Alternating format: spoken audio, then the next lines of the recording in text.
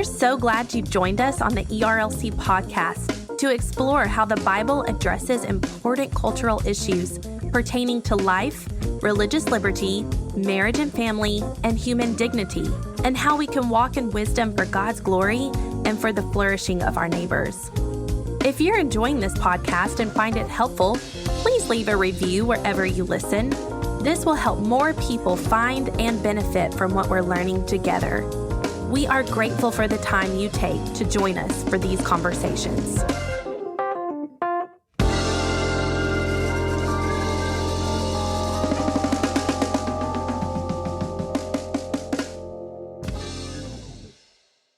You're listening to the ERLC podcast. We should qualify this as Seth Brown, half of the SBC power couple in North Carolina. Dude, no kidding. No, sir. That's hashtag fake news. Oh, man. See, that's good. That's the first time we've laughed in 45 minutes of recording the podcast, so that's good.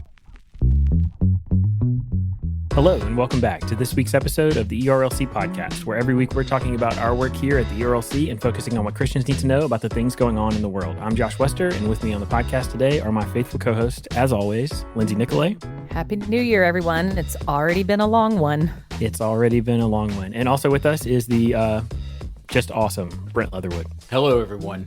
It feels like maybe we're still in 2020. Like January 2021 is turning out to be the 13th month of 2020. Yeah, that's well said, Brent. And honestly, it's weird because this is not the podcast we hope to bring you. We were very excited about coming back and bringing you a new year, new things kind of podcast where we're optimistic and forward looking and had just fun talking about good things going on that we're excited about or looking forward to this year.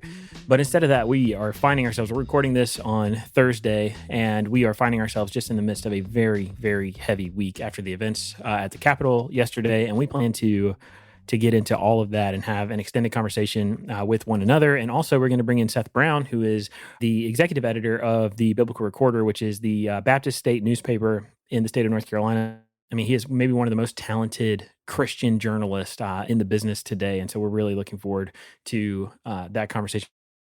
Lindsay, why don't you go ahead and tell us, before all of this broke out, what was on your ERLC slate to talk about this week? Well, I'm kicking off this 2021 podcast year with an internet bang. So we'll see if I even make it through my segment because my internet is going in and out. And pretty soon, obviously, one of the most So we should say that when Lindsay drops off the podcast for good, it's not the internet, it's the birth of the child. Yes. I have a week left officially, and it cannot come fast enough.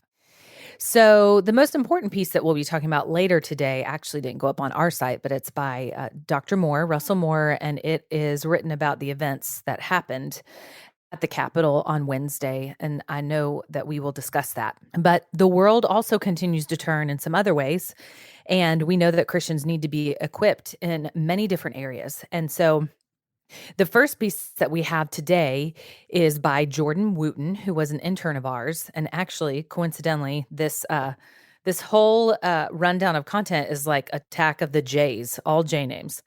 So Jordan Wootten, he has an article titled 3 Ways Smartphone Usage Can Distort Our Perceptions, which actually is probably very appropriate for what happened at the Capitol. Habits, Theology, and Christian Discipleship.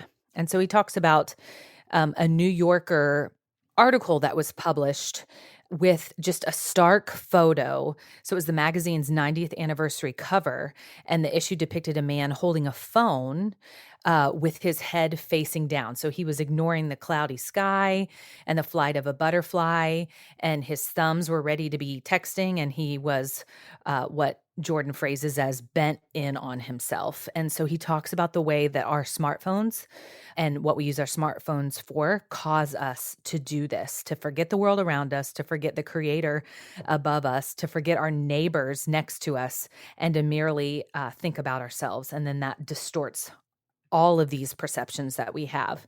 It's a really important article, like I said, especially in light of things that have happened on Wednesday. And really, as believers, we have a responsibility to develop habits that enable us not to be shaped by our smartphone usage or by our view of ourself, but that start with being shaped by God and his word, by our creator, and then trickle down to everything else.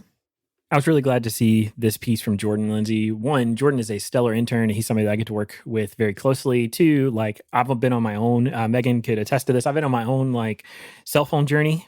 She actually inspired it. It's kind of funny.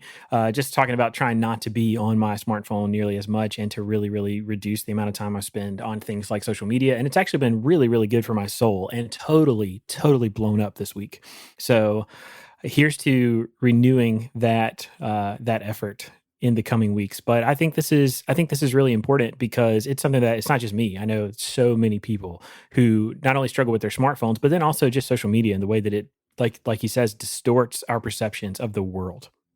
Yes, what a phrase for the generation, cell phone journey. May the Lord take us all on a cell phone journey that will detach us more from our cell phones and attach us more to abiding in Christ. So the next grouping of J's that we have as authors is actually Jordan again with Josh Wester, because we have to talk about a piece that Josh is involved in when we're talking about the podcast, especially at the top of the year. But this is a new series that I'm really excited about. It's an interview series where Josh and Jordan and then another intern named Andrew talked to some authors about some really influential books just to help equip us as believers to deal with various issues and subjects. So this first one is Why We Need the Tenderness of Our Savior, an interview with Dane Ortlund about gentle and lowly, which you've heard us talk about. We've heard so many amazing things about this book. I cannot wait to read it. And they open up this article saying this: Christianity isn't complicated, but it is difficult. And if anything, the last year and this beginning of this year has made us realize in a special way just how broken our world truly is. But whether we're facing a pandemic or relative paradise, every Christian needs Jesus, not just for salvation, but for life. And so Dane just answers questions about Jesus's gentleness and his lowliness and how he deals with us in a humble manner, even in the midst of our sin. And I would really encourage you to go check that out. Again, this is the first in the series. We'll have a couple coming, usually one each week. And I think it will be really, really encouraging to you. And then finally, our last J author here is another of one of our colleagues, Jason Thacker, with 3 ethical issues in technology to watch for in 2021. So we talk about how Jason's emphasis is in the area of technology. And he says that it's far too easy to take a myopic view of technology and the ethical issues surrounding its use in our lives. It's not a subset of issues. He encourages us that only technologists and policymakers should engage. Instead, Christians need to be wise to how we use technology and these various tools in our lives, especially because so many of the issues relate to our understanding of our neighbor's human dignity as being grounded in the Imago Dei, in the image of God, being created in his image. So again, he runs down 3 of these issues, and it's really helpful because they would be things that truthfully would not be on my radar. Even if I were aware of them, I probably would choose not to pay attention to them. The good news is that Jason pays attention to them for us and then writes easy to digest blurbs about them. So I would encourage you to check that out as well. And along with that, we have other videos. We have other articles that will equip you in this new year to, we pray, walk faithfully with the Lord. Josh and Brent, that's your look at ERLC.com. That takes us to what is normally like our culture section for the week, where we have this long cultural rundown. But as I mentioned at the top of the show, in light of everything that has transpired yesterday and the scene that we watched at the United States Capitol, and with everything that was involved in that, we thought that the best thing that we could do today is just spend some time talking to one another before we talk to Seth, to just kind of reflect and see, just to express our thoughts and to see what, if anything, we need to know and should learn from what we've just watched. So, Brent, I want to start with you. In your career, you were a staffer on Capitol Hill. You were in the same hallways and same rooms yesterday that you watched be taken over by not just protesters, but what is rightly called or who are rightly called insurrectionists. And so, maybe just tell us a little bit about like what it was like to watch that. What thoughts that you had as you were watching all of that transpire yesterday. I shared with y'all, shared with the rest of the team this morning that honestly, I'm still processing everything that we witnessed on Wednesday. And like the best analogy I think I can come up with is it feels like I saw my my childhood home like robbed on live television and ransacked on live TV. And like I feel like I'm still dealing with the just emotions of that, because I don't know, this helps me put this in perspective. 4 people died yesterday in our nation's capital because of events that took place in our nation's Capitol building. These events were nothing short of a rebellious insurrection in a wild attempt to prevent what is traditionally just a procedural formality in finalizing the results of a presidential election. This should never happen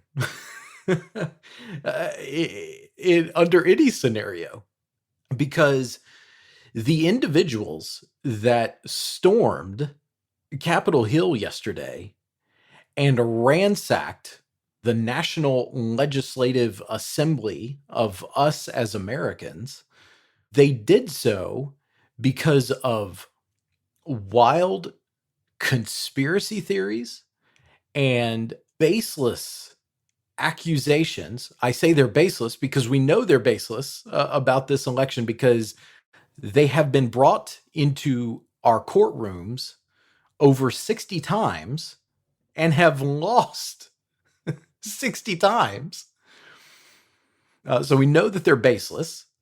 But yes, these people were stoked to this bowling point where they felt they had no other recourse but to essentially take over the Capitol building. And they overtook the barriers that had been put in place by the Capitol Police. They walked up the steps of the Capitol. They broke doors down. They broke windows. There are reports that there was gunfire, potentially from some of those folks who illegally entered the Capitol building. We now know that there definitely was gunfire because there was a rioter who was shot by Capitol Police and now died. I mean, this is, as former President George W. Bush said, this is the stuff out of a banana republic. And Josh, as you said, as somebody who worked there, who loved my time serving the constituents that I was privileged to serve, I remember walking through those hallways, and I loved each and every time that I got to go on the House floor to be there and staff my boss, a former member of Congress. I remember walking through those doors yesterday that were barricaded by furniture because people were fearing for the safety of their lives. You have to remember, I think we all get lost in the social media world and forget that there are real people with real lives. The staffers that are there, the members of the media that are in the press gallery, the other individuals that are there as administrative staff of the Capitol building. These people don't have weapons that they can fight back with, because like who in their right mind would ever think that is something that is necessary? But they're having to hunker down as Capitol Police. Members of the speaker's detail and the leadership detail are having to draw their weapons behind these barricades that are keeping the doors closed where the President of the United States enters to give the annual State of the Union address. This is a this is a scene out of some horror novel, and it never should have happened. It never should have happened. So let's walk through the events. The election takes place. Former Vice President Joe Biden wins. He wins by the same amount that President Trump won in 2016, that he called, quote, a landslide. So we should note that in the Electoral College, he won by the same margin. Over the course of the next few weeks, President Trump starts making these accusations that fraudulent votes occurred, which is fine. If you have reason to suspect that actual illegal activity occurred, okay, prove it in a court of law. And they could not meet that requirement because out of the 61 times it has been brought, they have lost 60 times. Then there started to be talk of rally in DC. As a matter of fact, the president even put out on his social media to rally in DC on January 6th, the day where the final procedural hurdle takes place for Congress to certify the results of the Electoral College. Come to DC for a rally because it's going to be wild. And the language only escalated from there. In the 24 hours preceding yesterday's events, there was a rally that featured these conspiratorial voices using, honestly, religious language that would be familiar to us as evangelicals, calling people to action, telling them that they needed to essentially storm Capitol Hill to prevent this formality from occurring, which is insane. And then the morning of yesterday, January 6th, a Save America rally, which again, America is not in need of saving. Similar language was used to whip up the crowd. And this is what happened. This is the result. It's disturbing to me personally because that's a place I used to work and have fond memories of what I would submit was good work, working for a conservative member of Congress. But so it's disturbing to me personally, but it should be disturbing to all of us as Americans, because this is not what happens after an election. Even if you poured your heart and soul out to reelect the president and worked hard, and believe you me, I've been on those campaigns. I've said it before on this campaign. I've been on the side of losing campaigns where you pour out everything. So I get it if you are frustrated that you didn't come out on the winning side of this campaign, but you can't fall down these rabbit holes of thinking that America needs to be saved, and so therefore you have to resort to violence.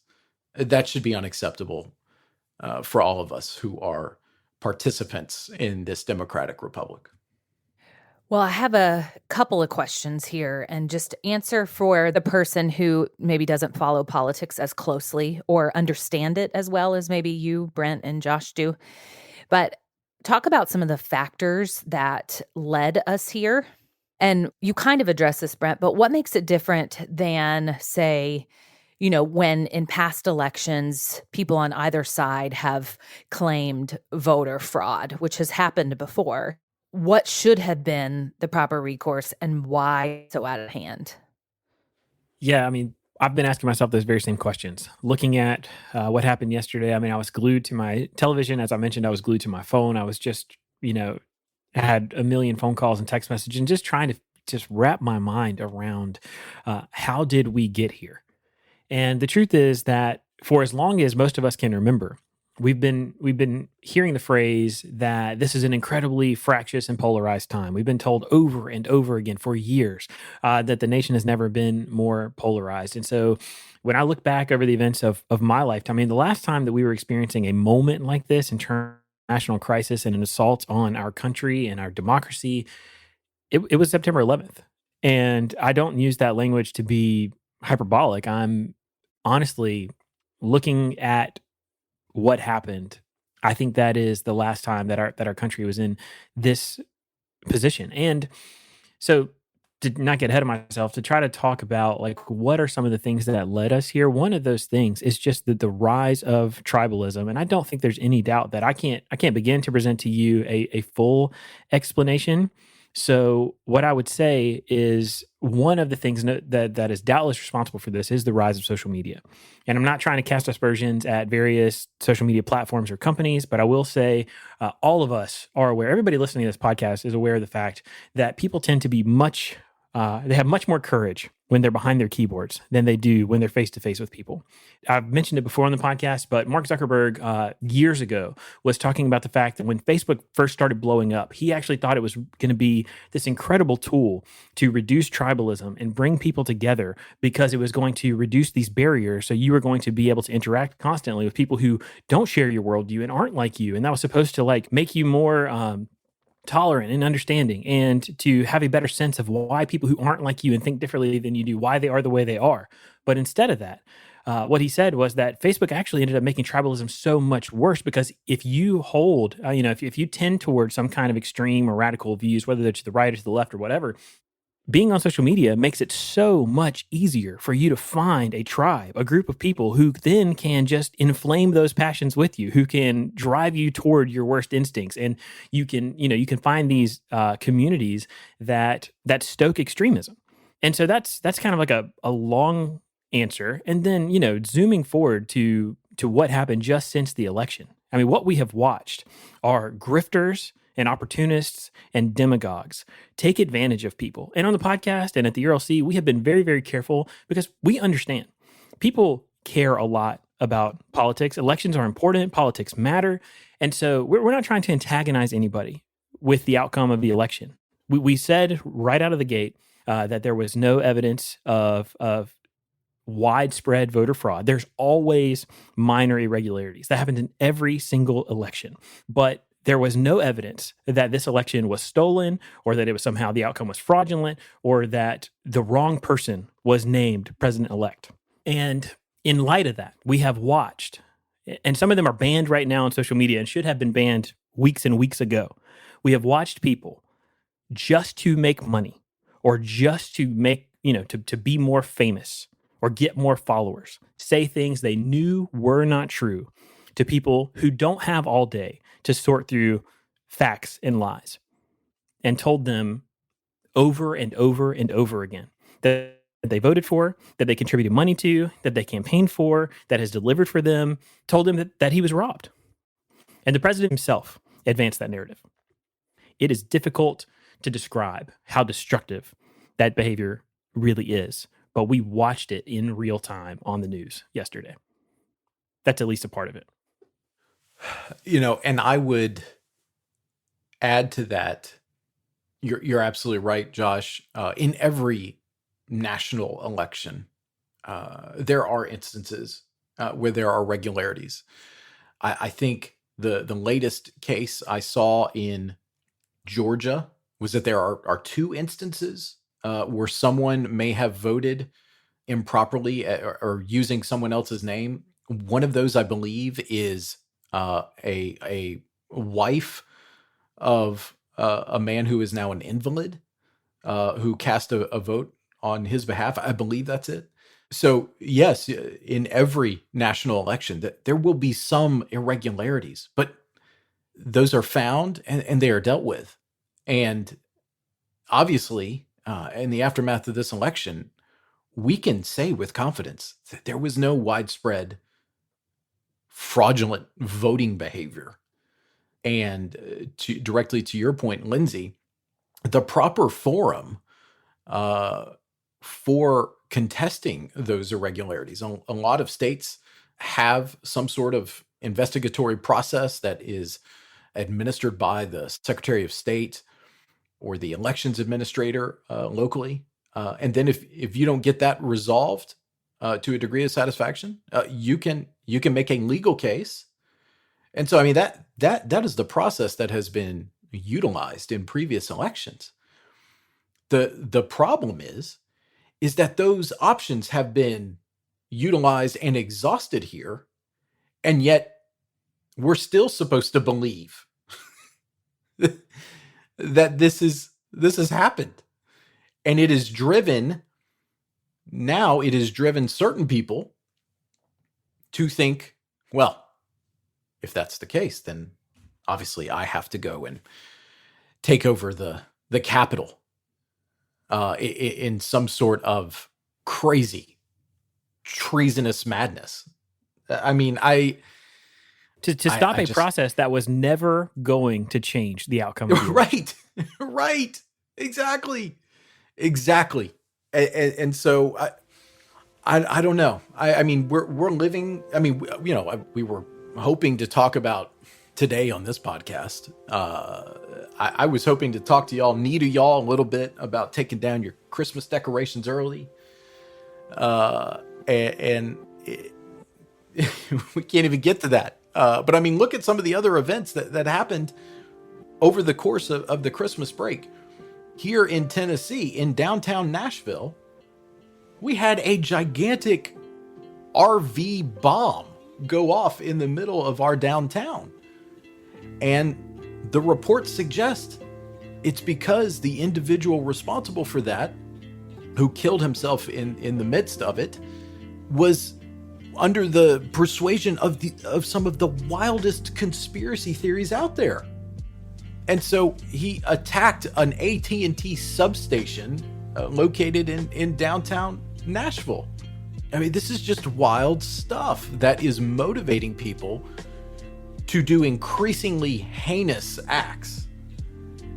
And some of that same thinking filtered into the action and informed the actions that we saw on Wednesday on Capitol Hill that should be repulsive and repugnant to any of us who call ourselves Americans.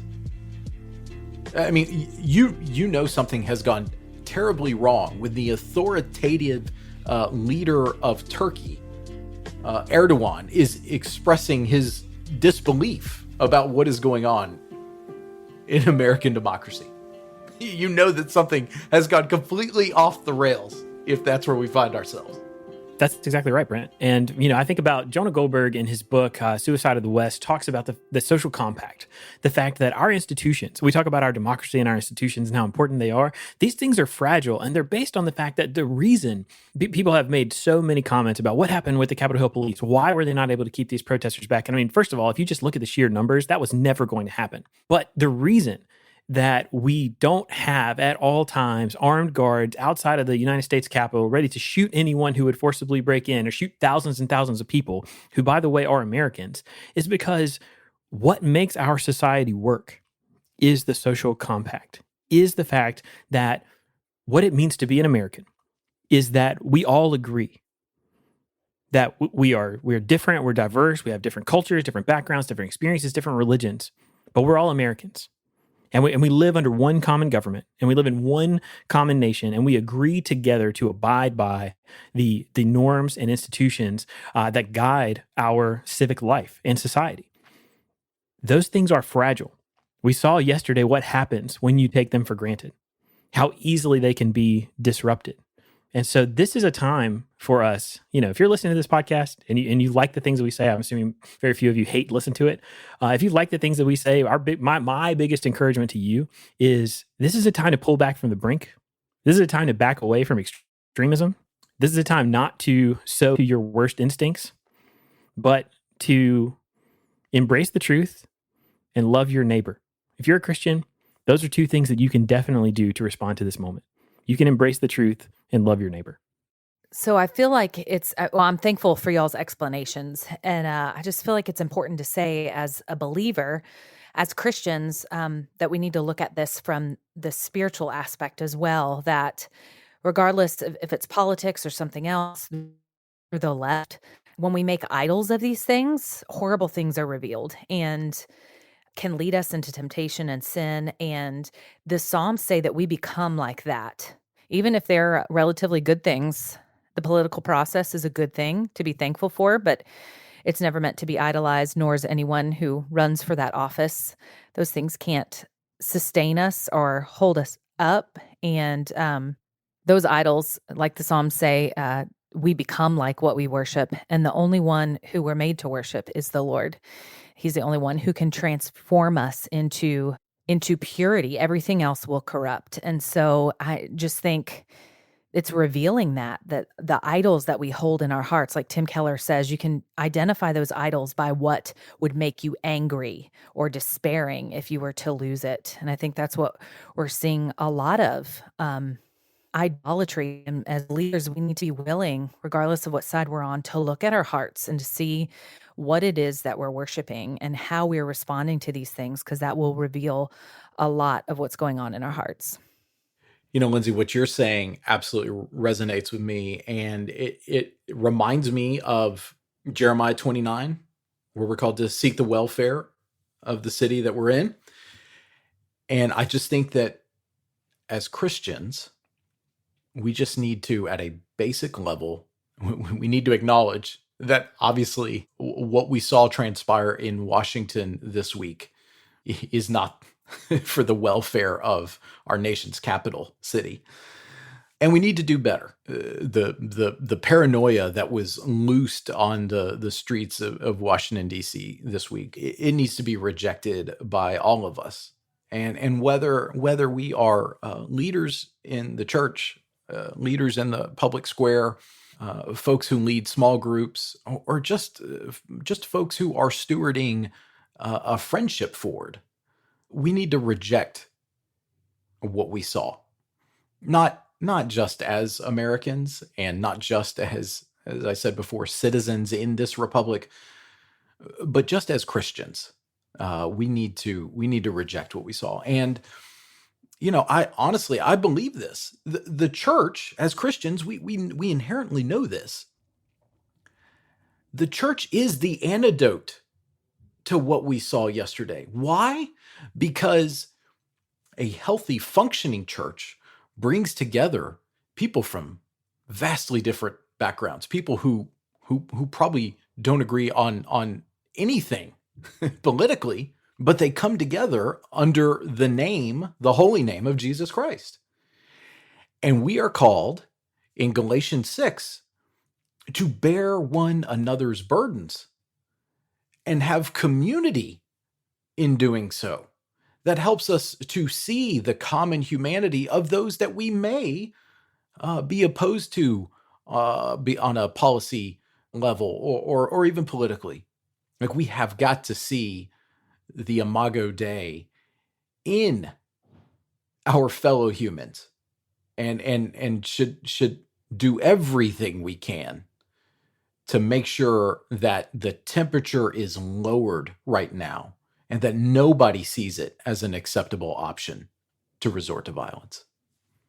You kind of echoed this, Brent, to speak a word of hope into the midst of this as well, because while it is discouraging for so many, while it is terrible and awful, we, as those who trust in Christ, know of all people that it's not without hope. And we actually have an article coming out in a couple of weeks by executive vice presidents of the Good Book Company, which is a great resource for just solid biblical books out of the United Kingdom.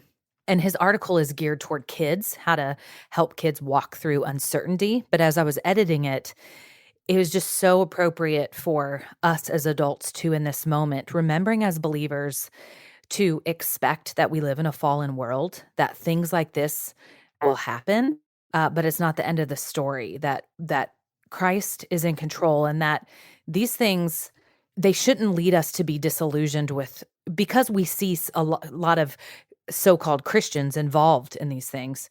They shouldn't lead us to despair or be disillusioned with Christ, our Savior. They shouldn't lead us to be disillusioned with his church. They should lead us to look in our hearts, see the log in our own eyes, and then lead us back to the word to recalibrate and see where we have gone wrong, where we need to repent, where we need to obey. And they should lead us to prayer. I mean, it's easy to say, it's not always what I practice, but we're called to have hope, even in the times of despair, because we're not surprised by these fiery trials. We know that it's through many tribulations that you enter the kingdom of heaven. And so these times are an opportunity for the Lord to turn to him as believers, and opportunity for his glory to be put on display. honestly, that's the kind of gospel message that we needed, because as Christians, even when we experience something so awful as what we watched yesterday, we know that Jesus is Lord, Christ is our only hope, and that no matter how dire or bad things might be in any given moment, that we can always, as the people of God, have hope that He is not only providing for us a better future, but because of that better future that is promised to us, that we are able to walk through even the darkest days. And so I really appreciate what you said there. So now we're about to talk to our friend Seth Brown. Seth is an indispensable partner for us at the ERLC. He is the executive editor of the Biblical Recorder, which is the Baptist state newspaper in the state of North Carolina. If you don't know what that is, stay tuned. You'll hear a little bit about what he does in his work. But Seth is, as I mentioned earlier, one of the best young journalists in the business today. And the fact that he does so as a Christian and leads this organization, he's just someone you need to know, and it will be great to hear from in light of all that we've been talking about.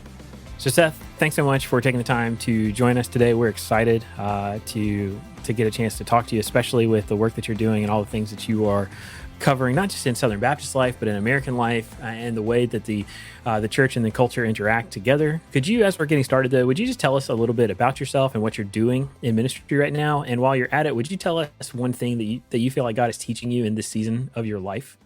Yeah, I'd be happy to. Thank you.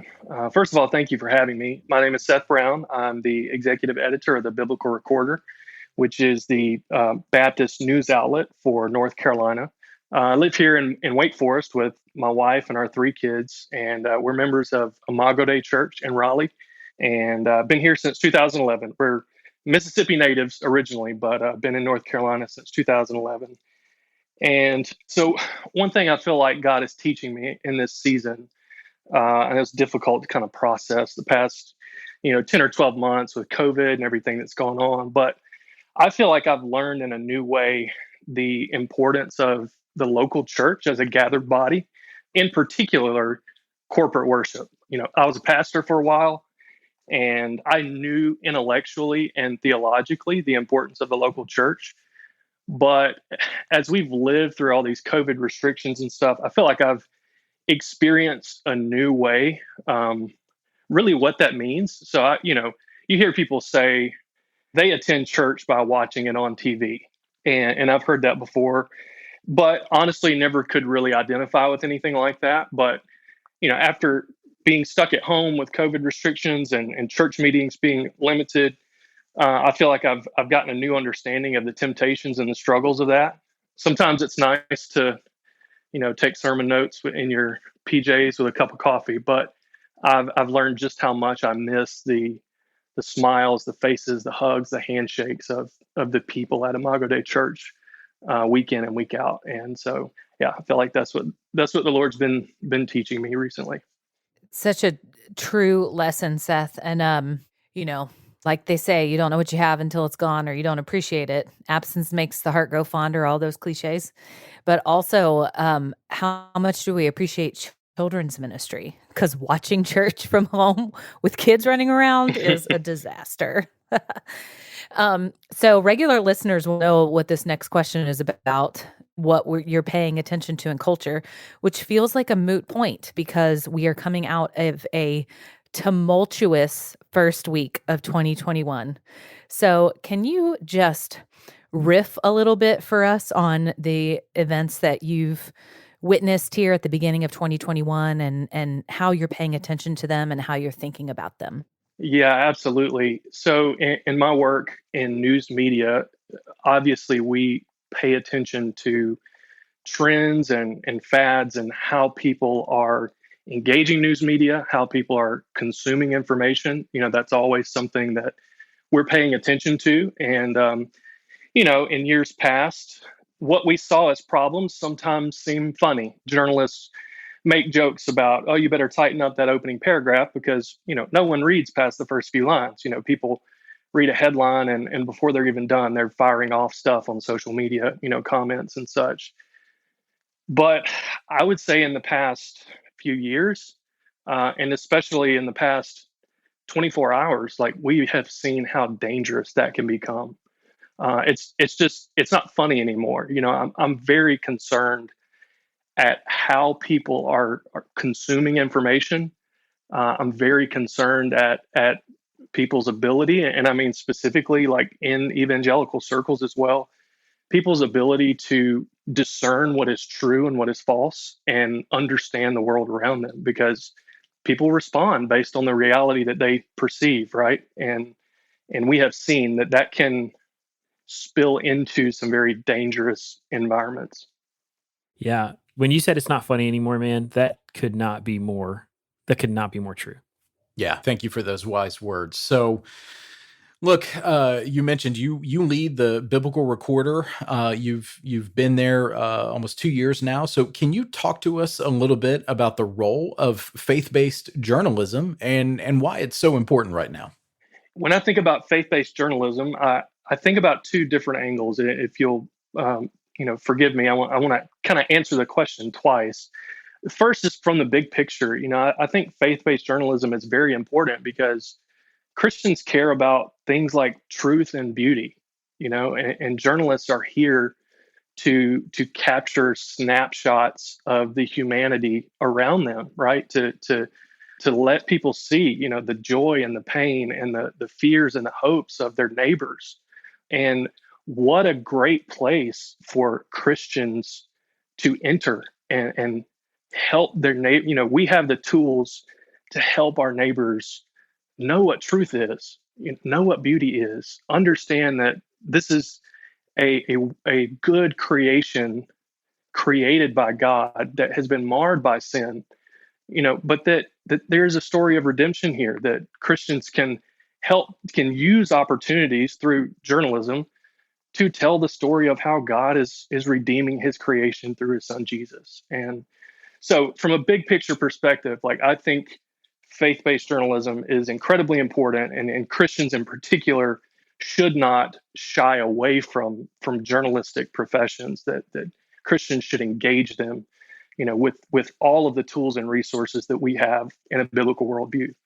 Now, the second way I would answer that is a bit more specific, zoomed in on, what we are doing in a denominational context as a biblical recorder, as a Christian news outlet. In Southern Baptist life, everything is based on partnerships. There's no pope, there's no hierarchy. No one can force a church to do this or that. We link arms together as Southern Baptists. We pool our time, our talent, our money voluntarily by choice. We do that because we trust each other. We do that because we trust that we share some common convictions and a common mission. And that trust has to have a baseline of reliable information. If we don't have shared facts, how are we ever going to trust each other? If we don't know, if we feel like we're in the dark, how are we going to trust each other? So I feel like it goes right to the heart of our Christian denomination, called the Southern Baptist Convention or Baptist State Convention of North Carolina. And the Biblical Recorder was created specifically for that kind of environment. They literally said when they were founding it in 1833 that they were doing this because it would help promote cooperation among the churches. They needed a shared source of information. So as a faith-based journalistic outlet, we see our role in that as very specific, and that original vision still survives today. I mean, when we think about our work, we think about what do churches need to know in order to work together for the Great Commission. And that's sort of a framework that we bring to what we do. So we want to promote trust among our churches so that they will work together. Well, we're thankful for people like you in journalism. And you're one of the go-to sources for news about the Southern Baptist Convention. And I'm sure you have that description on your Twitter handle, just in case anybody's wondering. And one of the things but it's absolutely true, though, right? I mean, it's 100% accurate. Go-to news source. So in case you're looking for something to update your Twitter handle too, that is good. Noted. But you've done significant reporting on the QAnon conspiracy theory. And this probably harkens back to the second question and then actually the last question. But why is that something that you focused so much on? Yeah, so it came on my radar really before it was even called QAnon. There was a kind of a precursor to QAnon called Pizzagate. And if you don't know what that is, seek out a place to look for it. It's too long for me to try to describe here. But it was an instance where a man walked into a pizzeria with a rifle based on a baseless conspiracy theory that he had read online.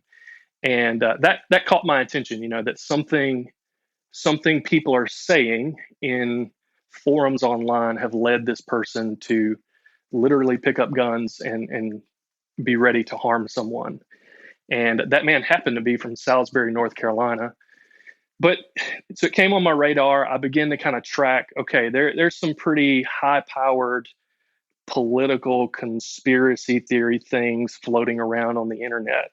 But it was just kind of a personal interest of mine at the time. I wasn't, seriously researching it. But, fast forward when I first saw that, it was in maybe 2017. And then, fast forward a couple years into 2019, 2020, I began to see a growing volume of conspiracy theory ideas shared among my networks on social media, personal networks, people that I've known from churches and other ministries. And I even began to see pastors and other church leaders share things that were baseless, no evidence, very provocative, political type of information. That's when it really began to concern me, because one of the basic elements of QAnon are that there's this cabal of leftist elite politicians and celebrities that are out to take over the country, some would even say the world, and they are engaged in things like pedophilia and child sex trafficking and, all of the most disturbing things you could ever make up about someone, that gets blamed on this secret cabal. Well, when I think about that, and I think about what Southern Baptists care about, we as a convention just came out of a lengthy, hard, difficult season talking about sex abuse among our churches. And we've made some very powerful statements about that. Your organization, the ERLC, led in that effort in many ways. And that is something I think Southern Baptists actually deeply care about. I think it's something that we should care about. I think it's something that we should speak about clearly. Child sex abuse is wrong, and it should not be tolerated in our churches. And we should do everything we can to protect victims of sex abuse. To me, it's unthinkable that we would ever let those genuine convictions, that genuine voice, become entangled with fanatical conspiracy theories. I don't want, when the outside world looks in to Southern Baptist life, and when we say child sex abuse is wrong, I don't want them to think we're wacky conspiracy theorists. I want to disentangle what we read online that is baseless and what our genuine convictions are that are based in reality. And so once that burden kind of fell on me, in a personal way, I just thought I can't help but not write about this, make sure our churches understand, what QAnon is, what some of these conspiracy theories are saying, and why they're wrong, and why we shouldn't tolerate them or participate in spreading these things. I'm so thankful that you've been consistently following this and researching it, Seth, because I think after the events of this week, unfortunately, more and more people are going to need to know the truth about these wild online conspiracy theories like QAnon. And so I'm thankful that we have someone like you researching it and publishing reports about it. So, that's just the latest example for our last question here about how this is such a polarized, divided, and fractured time in American life. And unfortunately, some of those divisions, they show up in the church. But, for our podcast, we do like to try and end with some good news and on an optimistic note. So Could you tell us a few of the things that you might be concerned about, as well as some of the things that are making you optimistic about the future of the church? Yeah, so I'll just say this as sort of a conclusion to my previous comments. What we saw on January 6th at the U.S. Capitol was kind of the thing I was most afraid of, with some entanglement with QAnon. I'm looking at images of violent protesters at the U.S. Capitol, and among those images, you see flags, T-shirts, signs of QAnon, of all manner of conspiracy theory type material, and right beside them you see crosses, Christian flags, people with Christian messages on their shirts.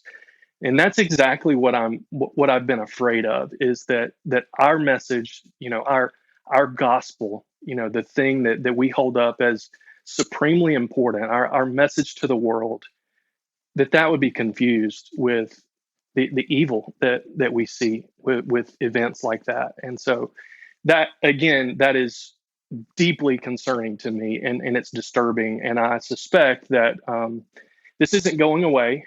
Conspiracy theories don't just disappear; they just evolve and keep going. And so I think we still have a lot of work cut out to make sure that we as Christians have a clear witness to the world that is not stained by baseless conspiracies. Now, I love that you want to end on hope. I think it's a wonderful thing. And I would love to make some comments about that. I actually received a similar question from a journalist a few weeks ago. She was asking me about polarization in America and how we don't really have shared voices anymore. There are very few authorities in our culture that can speak across political divides and other sorts of societal divisions. And one of the things that I told her that brings me a lot of hope is that when I look at pastors and church leaders that are invested in their communities, I think there is a bright ray of hope there, because many times we don't trust each other across political divides or racial divides, or whatever it may be. We don't feel loved by people on the other side, and we don't show love towards people on the other side. But there are so many pastors and church leaders who are invested in the lives of their communities. And so it's very hard for someone to say to a pastor, if he truly is serving his community, you don't care about me, or you don't love me. When most of these guys can say, look, I was there, in your living room weeping with you the night your mother died. I was there holding your hand in the hospital, after your car wreck. I was there. They have been demonstrating sacrificial love to their people, and not just to the people in their congregation, but even into their communities. And that just gives me a lot of hope that many of our pastors and church leaders still have the relational capital in their communities to speak truth and to speak love and to bring people together. Man, again, that's exactly right. And it's so helpful for us to hear. And, just kind of the theme of your whole interview, talking about the thing that you're learning and appreciating about the local church, and about the fact that, I keep thinking, especially in light of all that we experienced in 2020 with quarantine, the importance of the fact that God made us as embodied creatures to experience real relationships with real people face to face, and breaking down some of this division just through these kinds of personal connection and relationships.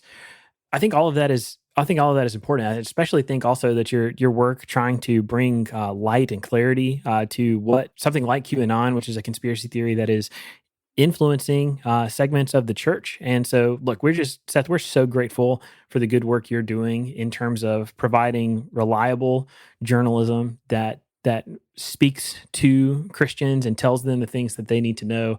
And so, man, we just want to say thank you for your ministry, and thanks so much for taking the time to join us today. Thank you guys for having me. Well, we really enjoyed that conversation with Seth. And honestly, this podcast has been good for each of us to just have the opportunity to reflect. We hope that it's been helpful to you. I know we have talked about some pretty heavy and difficult things. And honestly, that's appropriate because we've experienced a really difficult time in in the history of our nation. I mean, this week is going to be one that we remember. January 6th is going to be a date that we remember and talk about for a long time. But even having said all that, I think back to what Lindsay said as we were just having this conversation about hope and about optimism. And truthfully, as a person who's committed to Jesus and to the gospel, there's always reason for optimism. But even looking more temporally, as an American, I really do believe that the fundamental aspects of our nation and our body politic are strong. I am optimistic that brighter days are ahead, but that's not something that you can take for granted. And so while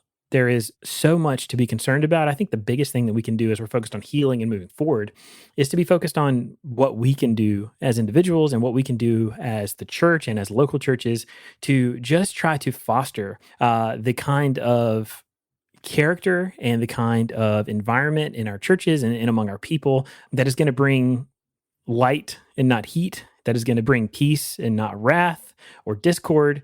I think there's so much that we can do. And we can start with, I mentioned earlier, some really, really simple things. Christians are the people of God. We belong to Christ. We should be a people of the truth. We should not hide from the truth. Whether we like things that are true or not, we should not fear to acknowledge them. And that's what Dr. Moore said in his piece that you can find at TGC, which was so good. And then at the same time, I would say, just be a person who is committed to loving your neighbor. And as Jesus is telling us the parable of the Good Samaritan, the question that he specifically is aiming at, he says, and the response is, and who is my neighbor? That's the wrong question. The question is not, who do I have to love? The question is, who do I have the opportunity to love? And so as Americans, as Christians, we desperately want to see better and brighter days ahead. And so much of that can happen is if people who are trusting in Jesus will do what they can to, instead of running to extremes or seeking to offer hot takes or inflame passions, if we would be the kind of people who can have a steady confidence in Jesus, that we can make our case, we can believe, we can hold fast to our beliefs, whether they are our theological beliefs or our political beliefs, but we can, as the people of God, keep the main thing, that we can recognize that politics are always penultimate. They're never ultimate. Jesus is ultimate. His kingdom is forever. He is coming back to reign. And because of that, we can live better. We can love our neighbors. We can be the people that Jesus tells us to be if we keep our priorities in the right place. And so that's my great encouragement to you. I hope it's helpful. We are really, really grateful for you joining us today. We look forward to being back next week with more content. And so thanks so much for listening. But for Brent and Lindsay and myself, and we hope that we have Lindsay with us next week, but it may not happen. So pray for her and her family as they are expecting the birth of their next child. Thank you so much for listening, and we really look forward to seeing you next week.